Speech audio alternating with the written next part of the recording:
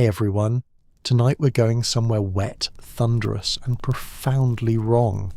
You're packed shoulder to shoulder with 30 other men inside a cramped steel box that reeks of diesel, nervous sweat, and damp canvas. The boat bucks like it has a grudge, slamming into waves that keep spilling into your boots.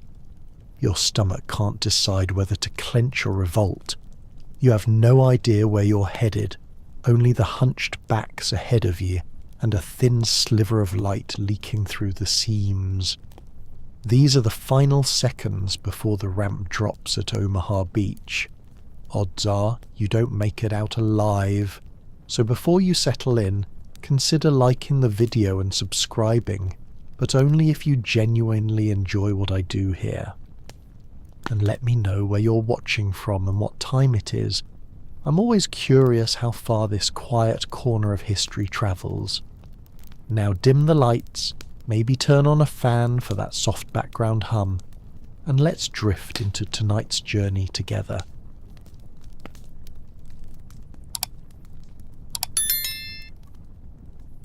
The engine grinds like it's chewing gravel, and the hull vibrates with each churn of the propeller.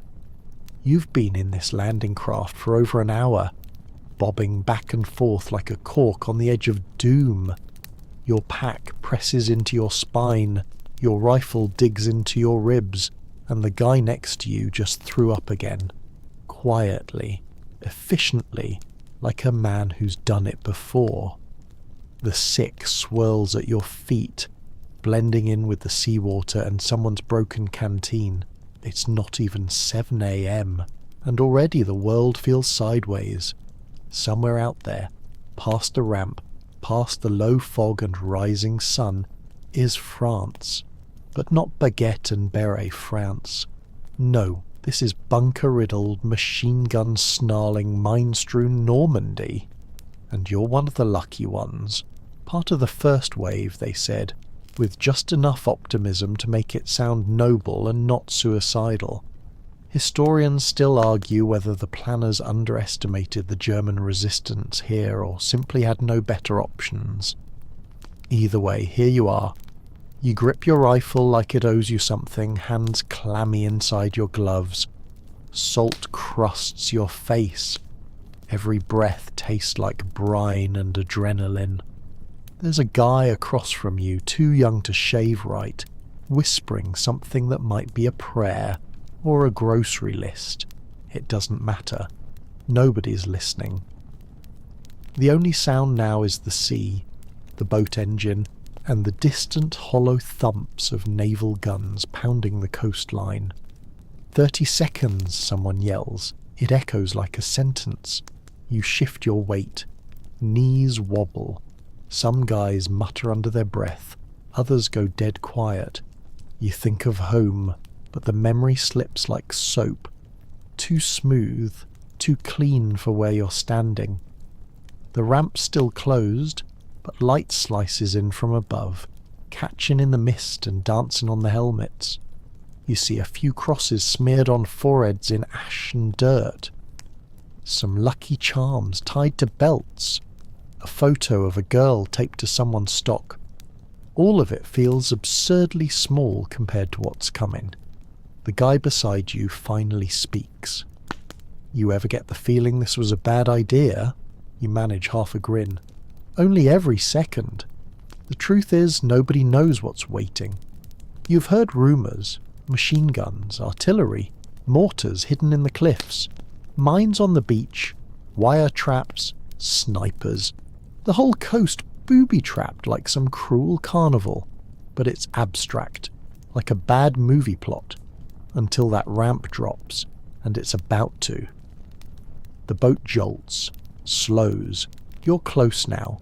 You can hear shouting outside, popping gunfire, and that strange metallic hum bullets make when they zing past metal. Somebody taps you on the shoulder. It's the sergeant giving the signal. You check your gear for the 10th time, not because it'll help, but because you don't know what else to do with your hands. Another shout, 10 seconds. The air shifts, not metaphorically, physically. It thickens. It tastes like iron and gasoline. Your pulse booms in your ears louder than the ocean. Time bends. You feel like you've lived a week in the last minute, and yet somehow it's flying by. The guy with the photo, he's crying now, not loud, just a single tear tracing down his dirt-streaked cheek. You look away. You shouldn't see that. None of this is supposed to feel this human. Then, clang. A mechanical sound, rough and final. The ramp begins to drop. Your first instinct isn't to charge, it's to flinch, to duck, to brace for the wave of whatever's out there. Because you don't land on Omaha Beach. You are unleashed onto it. Like fish dumped out of a bucket and told to sprint. You get half a step before the noise hits. Not just noise, violence. The air becomes a swarm. Bullets stitch the water ahead like invisible piranhas. The guy in front of you jerks sideways, then falls. Water explodes upwards, sprays your face, and suddenly you're moving. You don't remember how. Your feet just go. The surf is up to your waist. You trip, stand, trip again. There's no formation, no plan, no dignity. It's just forward. Forward through the chop, forward through the shouting, through the bodies and the gear and the debris and the churn. Welcome to the longest 50 meters of your life. Your boots are heavy. Your lungs already burn. And every second, that open beach yawns in front of you like a dare. Somehow, impossibly, some guys make it further. Others drop before they're even chest deep. One man screams something about his leg, but no one turns. You can't. You physically can't. Everything narrows. It's just you, your breath, your heartbeat, and that damn bluff in the distance spitting bullets like a dragon with a hangover. And then somehow you realize you're still moving, still upright, still here. But not for long. The ramp goes down, and you hesitate for a breath. Just one. But even that feels like a betrayal. You were told to move, trained to move, screamed at to never stop moving. But your legs are lead, and your brain is lagging behind like a bad radio signal. Then someone crashes into your back, and suddenly you're off the ramp and into the water. Not wading, falling.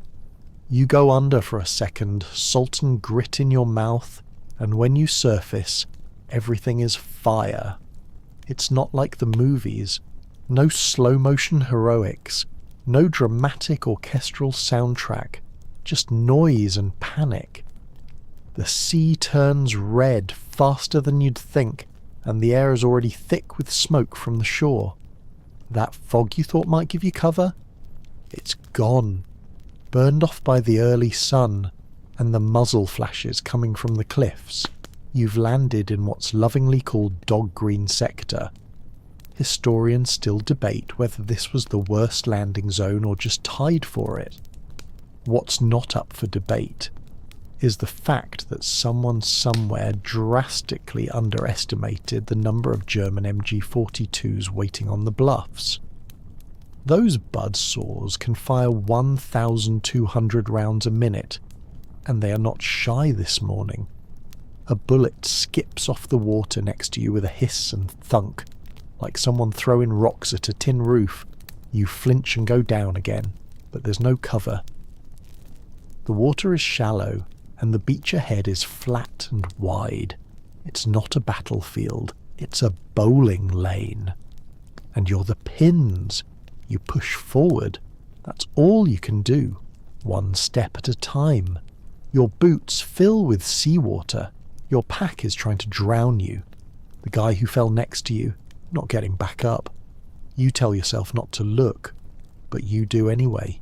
You always do. His helmet's gone, his eyes open, staring at something far past the horizon. Your knees hit sand. Finally. And then you're crawling. Not because someone told you to, but because standing feels like volunteering. You use your elbows, your thighs, your chest. You drag yourself over broken wire, past fallen rifles, over a pack that's still warm. It's all instinct now. Behind you, another boat unloads. You hear it, clang, splash, then screams. You don't turn around. You can't. You've got your own nightmare to deal with. The sand beneath you feels alive. It pulses from the force of explosions. A mortar lands 30 feet away, sending a plume of smoke and wet grit into the air. You taste blood, though you're not sure if it's yours. The impact knocks your helmet sideways and your ears ring like a dinner bell. Still, you crawl.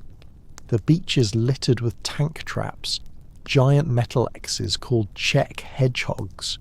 Quirky name, right? Like a children's toy. Except these hedgehogs are designed to rip open tanks like tuna cans and channel soldiers into the perfect line of fire, which means you, right now, you wedge yourself behind one. It's not really cover, but it's better than the nothing you just crawled through. Someone else dives in beside you, face blackened, eyes wild. He's shouting, but you can't hear him. You both sit there for a moment, catching your breath that doesn't really help. Then he gets up to run, and just like that, he folds over and doesn't move again. You don't move either. You press your face to the sand, and suddenly the beach feels like a womb. Terrifying, grimy, and the only thing between you and what waits ahead. The machine guns never stop. You think they might run out of bullets eventually. They don't. The Germans pack this bluff with everything short of medieval catapults, and they are getting their money's worth. You scan for officers, anyone waving, pointing, directing, but the chain of command, it's shredded. The plan, burned in the first 10 seconds. This isn't a mission anymore. It's survival. Your training flashes back in bursts. How to low crawl, how to breathe, how to move when everything in your body is begging you to play dead. And somehow, you start again. Forward. Always forward. Your rifle slaps against your chest. You haven't fired it once. There's nothing to shoot at. Just stone nests up on the cliffs, hidden behind thick concrete and sandbags. You could squeeze off 100 rounds and never hit a thing. Some guys try anyway. You don't, not yet. Instead, you duck behind a half-sunken piece of landing gear, metal twisted from a failed beach assault. Another guy joins you, hands shaking so badly he drops his magazine 3 times before it loads. You nod at each other like old friends, though you've never met. Shared terror bonds quicker than shared birthdays. A plane roars overhead, a P-47 maybe, and you crane your neck just in time to see it drop its payload. The explosion hits somewhere on the bluff, but you can't tell if it made a dent. The smoke helps, though, a little, enough to move again. So you run. It's not graceful, not even fast. But your feet move, one after the other, and somehow you make it to a low rise of pebbles and scrap. From here, you can see more of the beach, and you wish you couldn't. It looks like someone spilled a toy box of soldiers, gear, and torn uniforms. You recognize faces, or you think you do. The smoke makes everything blur and shimmer. You crouch beside what used to be a radio operator. His pack is still buzzing faintly, half melted. You try to tune it, but the signal is dead. Somewhere in the back of your mind, a ridiculous thought. They should have brought more walkie-talkies. You almost laugh. Almost. Then you notice someone waving from ahead. An officer, maybe. He's trying to signal for a push. You blink, unsure if it's a hallucination. But a few guys start moving toward him. You follow, because what else are you going to do? Stay here and wait. As you rise, a mortar lands 15 feet away and blasts a chunk of sand into your helmet. You stagger. Your left ear goes fuzzy. You keep moving. Closer now. The bluff doesn't look any smaller, but it's less impossible than before. You're halfway across. Halfway to somewhere. The sea behind you still churns, filled with more landing craft, more men, more lives about to be diced and scattered. You duck again, panting. Your chest aches. You realise you've been holding your breath for what feels like 20 minutes. And the worst part, you're not even at the seawall yet. You collapse behind a chunk of concrete. What used to be part of the seawall, now half buried in sand and shrapnel. Your breath rasps loud in your own ears, louder even than the distant boom of naval guns still thumping from the battleships offshore. You can't tell if they're helping or just adding to the noise. Either way, the sand around you jumps with every impact, like it's trying to shake you off. You made it to the beach, technically, but it doesn't feel like an achievement. It feels like arriving in a waiting room where every exit is on fire. Your elbows dig into the gravel as you press yourself flat, still gasping. You're soaked, caked in sand, and your helmet sits askew. You reach up to fix it and feel a hot sting across your cheek. Somewhere back there, a piece of something grazed you. You don't remember when. Doesn't matter. You're still breathing. That's the new baseline for success. You shift your weight and feel the ache in your thighs, calves and spine. Your gear weighs twice what it did this morning. Waterlogged, mud-glued, useless in places.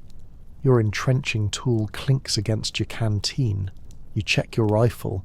It's still with you, but the bolt feels sticky, gritty with fine sand. Great. You'd be better off throwing it like a javelin at this point. A body is half buried next to you, face turned away, one boot missing. You try not to look, but fail again. There's something personal about the boot, like a glimpse into a life just a few minutes removed. He probably had a name, a favourite meal, a sister who kept stealing his lucky coin, all of it gone in a heartbeat. And here you are, borrowing space beside him because it's the only cover around. You scan the bluff. The German bunkers are higher than you thought. They stare down like cruel gods, eyes blinking fire every few seconds. You can just make out helmeted silhouettes ducking in and out. They're efficient, calm, probably sipping cold coffee between reloads. You hate them, not in a grand patriotic way, but in the specific petty way you might hate a rival school's football team after they tripped you in the mud. A corporal belly crawls past you, dragging a field radio like a dog on a leash. He says something you can't hear, but points left. That's good enough. You follow. The crawl is endless. You move inch by inch, your belt snagging on pebbles and barbed wire scraps. Your knees scream, your elbows blister. You pause only to duck lower as machine gun fire rips a new line across the sand 5 feet ahead. You taste grit in your teeth. Somewhere behind, someone yells for a medic. You don't look back. If you do, you might stop. Eventually, the corporal slides into a small depression, what used to be a drainage ditch before it was rebranded as Foxhole by default. You flop in beside him. He's trying to call in a fire mission, but the radio's sputtering. The static sounds like whispers, broken up with bursts of angry noise. "This thing's fried," he mutters, banging the side. You offer him half a grin, because what else are you going to do? Above, a shell explodes against the cliffs. Dust and debris tumble down. One of the German gun nests goes momentarily silent. Maybe they're ducking. Maybe someone finally hit the mark. Either way, you feel the smallest, tiniest bloom of hope. You look around. More guys are inching their way up the beach, using any cover they can find. Broken boats, burnt-out tanks. You recognize someone from your transport. A kid from Iowa who brought 3 candy bars and kept offering to trade them for letters from girls. He's crouched behind a twisted metal barricade, mouthing something that might be a prayer or just the lyrics to a song. You nod at him. He nods back. That's all the encouragement either of you can afford. Then something shifts. Not big, not dramatic, but you feel it. The fire from the bunkers slows just a little. The rhythm breaks. And the guys around you, they start to move again. Not in a charge, not all at once, but like water creeping uphill. Quiet, persistent, unstoppable in its own miserable way. You get up. Your legs protest. Your lungs burn. But you move. A few others rise too. It's like a low wave passing through the wounded sand. You dart from cover to cover, each sprint no more than 10 feet. Dive, breathe, repeat. Time loses shape. Minutes stretch like hours. You think you're making progress, but the beach still feels eternal. You slide in behind a steel girder and nearly land on someone's helmet. It's still warm. You flinch, then realise the guy is there too, alive, barely. He gives you a thumbs up. You blink, stunned. He shrugs. Not dead yet, he mouths. You nod, absurdly grateful. A whistle pierces the air. Not a shell, an actual whistle. Someone's coordinating a push. Probably a lieutenant with more guts than sense. Doesn't matter, you're part of it now. You run. Full speed straight across a strip of open sand. The bullets feel closer now, personal, like angry bees. But you don't stop. You hit the seawall and slam your back into it. The world narrows again. Just this wall, this breath, this thudding heart. And now, for the first time, you're out of direct fire. Sort of. Kind of. The wall protects you from the beach-facing bunkers, but mortars and angled shots still find their way here. You hunker down with a dozen others. No one speaking, just panting, bleeding, counting. Someone hands you a stick of gum. You chew automatically, even though your mouth is dry as chalk. The flavour hits like a memory of childhood, and for a second you want to laugh. You don't, but you want to. A sergeant slides in beside you and shouts, too loud, about satchel charges, Bangalore torpedoes, get ready to blow the wire. You nod. Not because you know what's happening, but because everyone else does and you're not about to be the odd man out. One guy prays. Another tightens his laces like that'll help. You check your rifle again, wipe the bolt, chamber around. The sound is oddly satisfying. Clean. Final. The beach behind you is still chaos. Landing craft keep coming. Bodies still fall.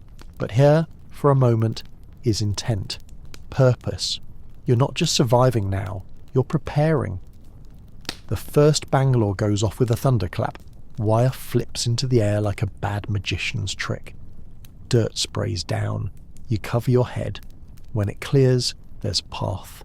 Not safe, not smart, but a path. And now, for the first time since you stepped off that boat, you feel something new. You feel ready.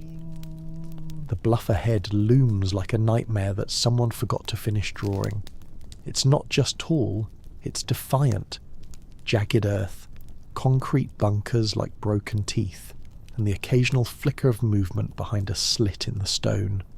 Every few seconds, muzzle flashes blink like angry eyes. Somewhere up there, a man you've never met is trying very hard to erase you from the planet. You're at the base of it now. The wall behind you provides a sliver of relief from the guns that had turned the beach into a meat grinder, but it's not peace. It's just the eye of the storm. And now comes the real absurdity. You're supposed to go up. You look at the incline again, squinting. There's no path, no neat trail with signs marked "This way to heroism." Just mud, wire, patches of crumbling rock, and every instinct in your body yelling "don't." The officers say it's just a bluff, as if that word makes it easier. "You're young, you're strong," they said during briefing. "You'll be fine." You try to channel that voice, but it sounds laughably far away now, like something from a school assembly you slept through. Historians still argue whether any part of this approach was even feasible, or if the plan was always going to be just throw enough men at the cliff until something sticks. Looking at it now, you're leaning toward the latter. Someone nearby unrolls a coil of rope. Where he got it, who knows?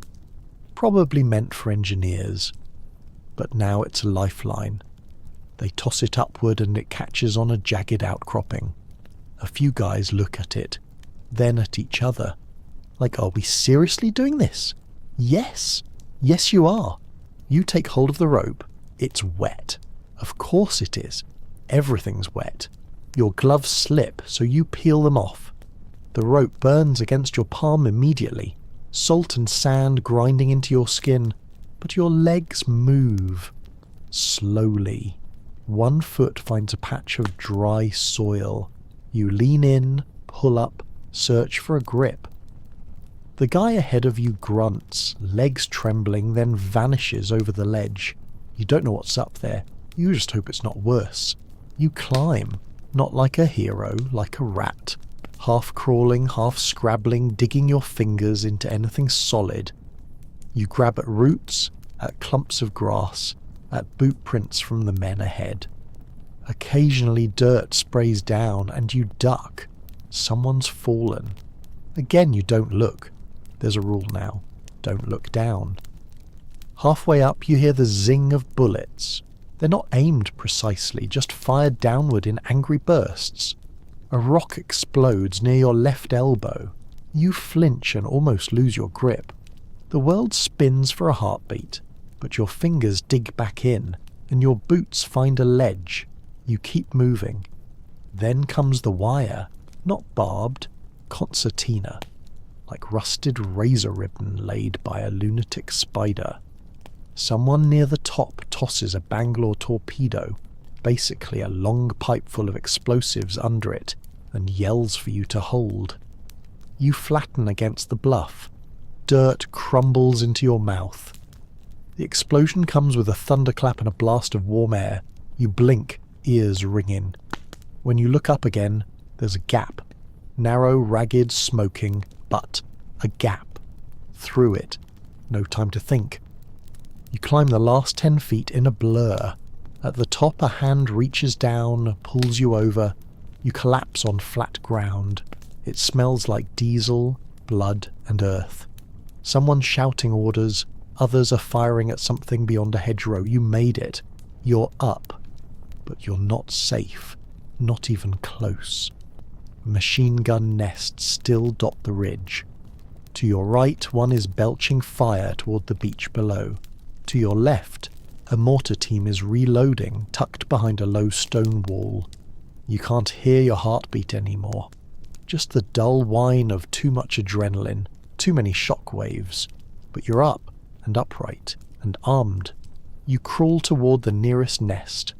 A few others are already flanking it, moving low, fast, like ghosts in muddy uniforms. One of them throws a grenade. You duck. The blast punches your eardrums and the air tastes burnt. When you lift your head, the nest is silent. It's surreal. How fast violence can begin and end. 1 second, a killing machine. The next, a crater with smoke curling from it like breath from a dead dragon. You move again. No time to process. No time to grieve or gloat. You slide into the remnants of a trench. A zigzag cut into the hill by men you're now fighting. It's oddly well built. Sandbags, firing steps, ammunition crates. You even see a kettle still steaming slightly. Someone was just here. A boot sticks out from under a tarp. You glance at it. then away. This was a position, a home maybe for weeks, and now it's yours. By conquest, not by choice. You and 2 others clear the trench, moving methodically. You find a German helmet, empty. A photo tucked into the wall, pinned with a nail. A girl and a dog. You want to take it, but don't. That feels like stealing a life that no longer has an owner. Someone shouts your name, or maybe not. It's hard to tell. You regroup with a small squad near a tree line. A medic is working on a guy whose hand is barely hanging on. You look away again. That's another new rule. Only see what you need to. And what you need to see now is the next bunker. It's still firing.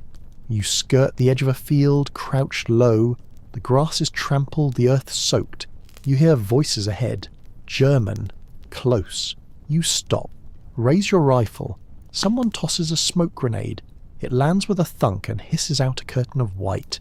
You use it. Move in.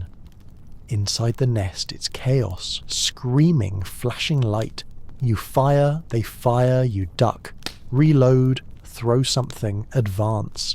When it ends, it's not because of any cinematic moment. Just because the noise stops. Because nobody else is shooting. You exhale. Then you realize you're shaking. Not from fear, though that's in there somewhere, but from release. From the sheer weight of what your body has just done, of what it has survived. And it's only mid-morning. You sit for a moment, legs splayed, back against a rock. Someone passes you a canteen. It tastes like metal and salt and someone else's sweat. Still, you drink. A corporal nearby mutters, "We've got maybe a dozen left from our unit." You nod. Can't even fake surprise. You knew it before he said it. You felt it in the gaps, in the way the beach fell silent in places it shouldn't have. Still, you're here. You're on top. And from here, for the first time today, you can see the ocean and the endless line of boats still coming in. Sand is still in your mouth, still in your socks, still grinding against your shoulder blades every time you shift. And now, because you've somehow survived the beach, the wall and the bluff, you get the added bonus of realizing your rifle doesn't work. You sit in a half-burned foxhole, trying not to swear at it. The bolt is jammed with a combination of grit, seawater, and what you're fairly certain is someone else's blood.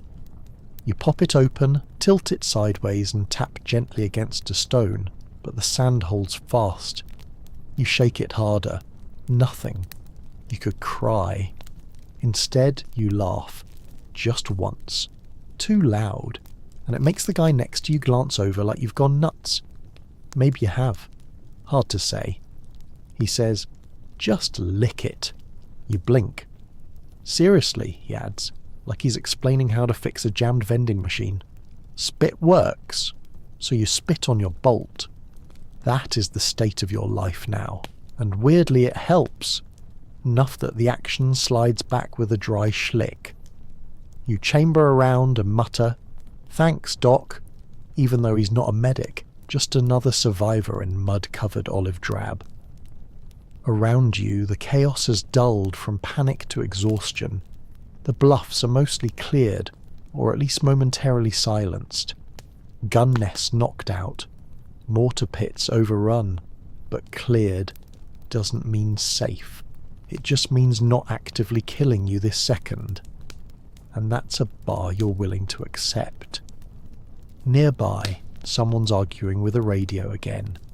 It's the same poor corporal from earlier, trying to call in supply drops or reinforcements, or maybe just someone to tell him what to do next. The signal crackles. You can't hear the response, but the way his shoulders slump says it's good news. You stand up slowly. Everything aches. You're still wearing your full pack, and it's like someone filled it with damp bricks. Your boots squelch when you move. You find a crumpled chocolate bar in your side pouch. It's melted into its wrapper, but you eat it anyway. The sugar hits your brain like a defibrillator. You rejoin your unit, or what's left of it. Maybe 9 guys, 2 of them barely walking, 1 without his helmet, eyes wide like he's watching a movie he can't quite follow. Another soldier tries to wrap a strip of bandage around a split forearm using just one hand. You help him tie it off. Neither of you says a word. Your sergeant appears, face streaked with grime and what might be blood. He points down a gully that cuts inland between 2 hedgerows. "We're moving," he says. You don't ask where, because you know the answer. Forward, you trudge after him. The ground here is soggy, torn by shell fire and muddy from a week of storms. Every step is a suction cup. Your legs feel like overcooked spaghetti. The hedgerows rise around you like living walls, thick, ancient greenery that the French never meant to be battlefields, but have now become the most inconvenient military obstacle since the Maginot Line. There's a myth that the hedgerows were simply bushes. They're not.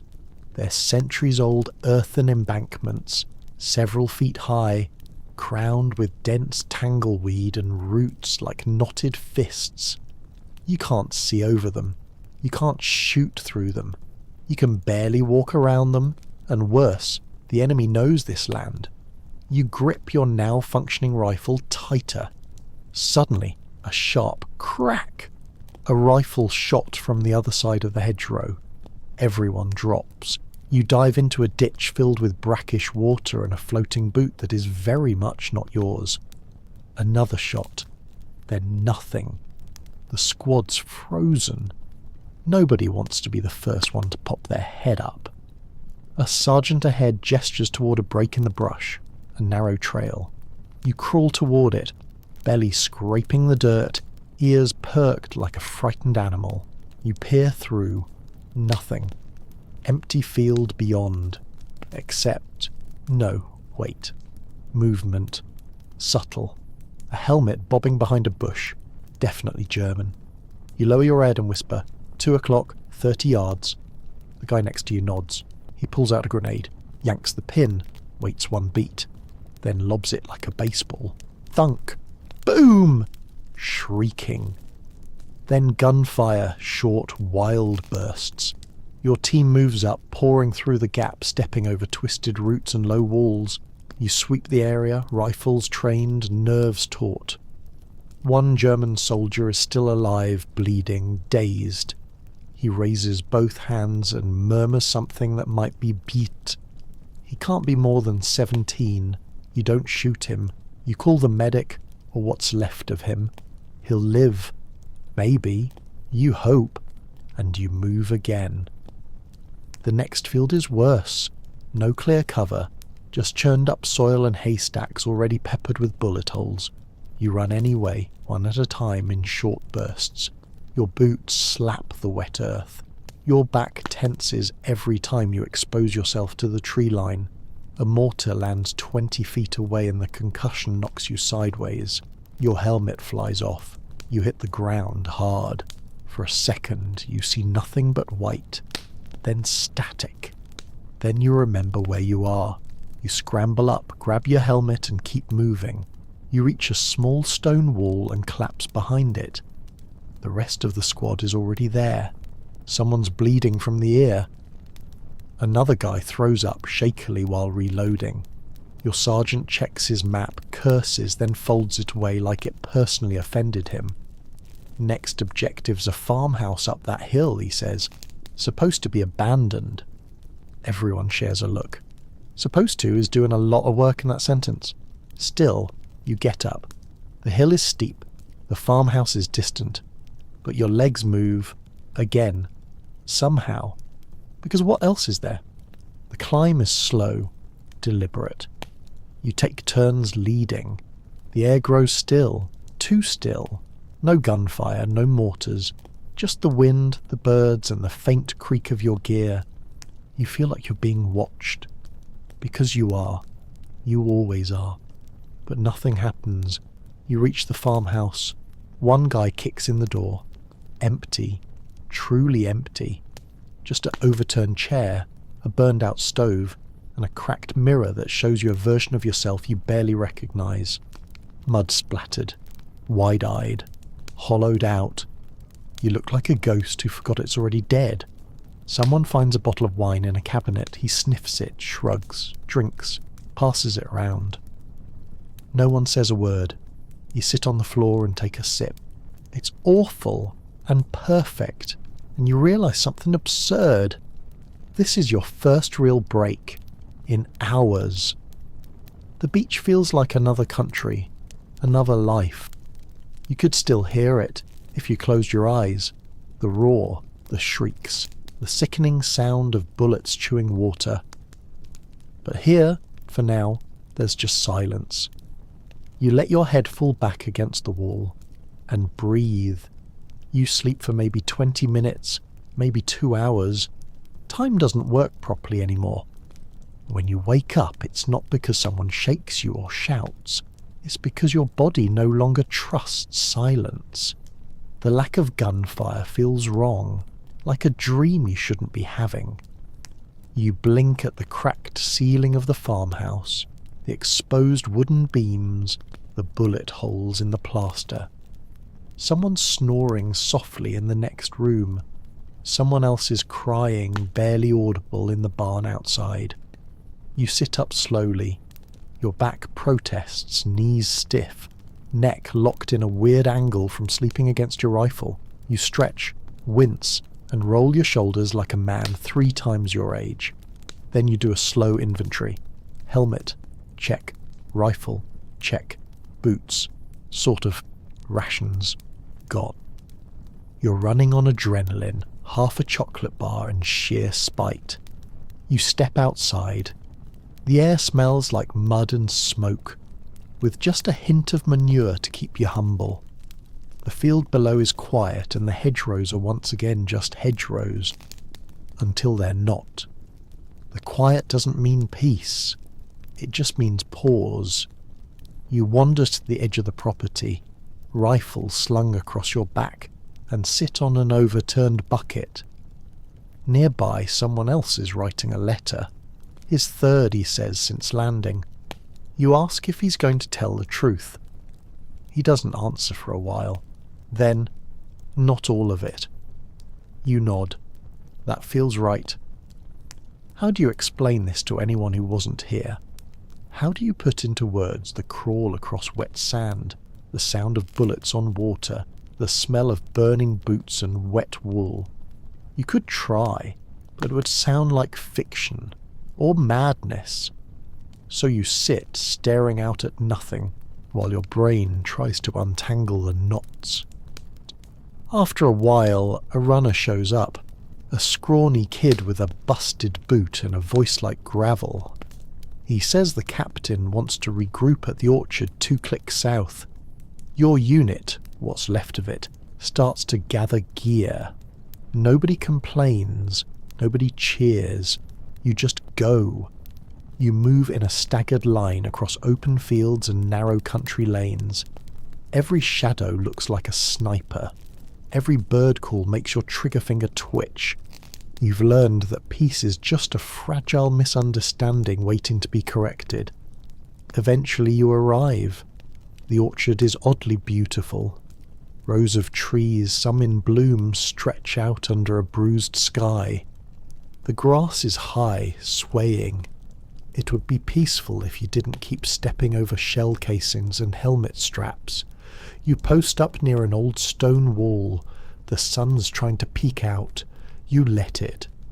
There are other units here too, strangers, all equally wrecked.